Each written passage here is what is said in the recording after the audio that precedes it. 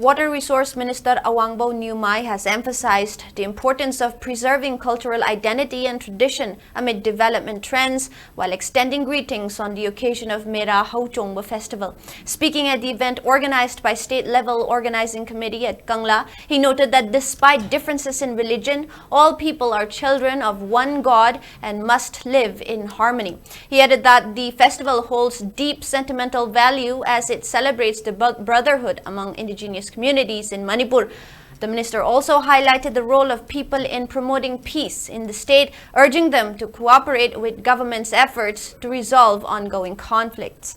Health Minister Sapam Ranjan, Social Welfare Minister Haikam Dingo, CFNPD Minister Laisang Them Susildro, Road Transport Minister Kasim Vasum, MP Sanajau Balai Semba, and other dignitaries attended the celebration. Meanwhile, this year's the Konglai Hanba AS Wungnao Zimik Maira Hauchongba Award was presented to Thangal Surung Village Chief Gongrisim Kadai Kimi by Mera Hauchongba Thausilup Sanakonung, Manipur.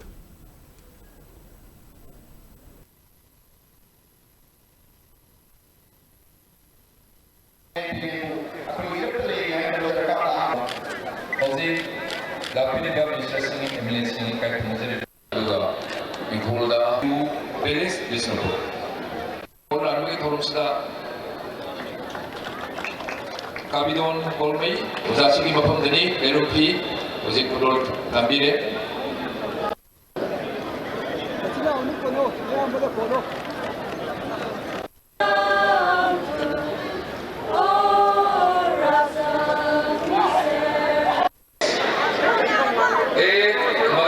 President in Puinaga Union. Merachawinka, President in Puinaga. Salam Birindra. Thanks very much, Sir. Newmai Hungshi, Manipuri State Academy Award. Yamdan Hungshi Naba, Masai Bungogi, Kuno Zipai Birba, Lairumpi,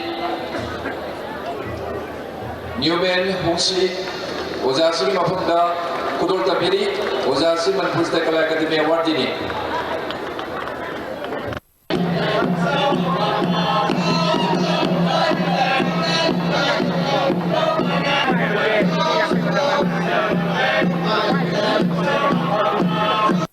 Akoi percimi da tiamur changes kiamur akoi lapatar basu changes adu basu chamin lapatar basu akoi ki tradition akoi ki culture sini kau toloi to bani hamse hamzani ngasya ko Manipur state mayam nungai to mayam akoi thena dunai mayam daya pil to dingi santi lapa peace lapa si mayam punmaki responsibility lay hai koi mayam law re haraga magi sur in order to bring peace in the state ai ki sur kadai noi su adu ki sur law ge harasi mayam ko khanda thambadar kali peace di honorable chief minister pura kadogani honorable prime minister pura kadogani honorable home minister another sarkar pura kadogani hai wo khata akoi khal le rabadi peace di akoi da lapana nungsi janaba lakadwa susu akoi aman amabu kopi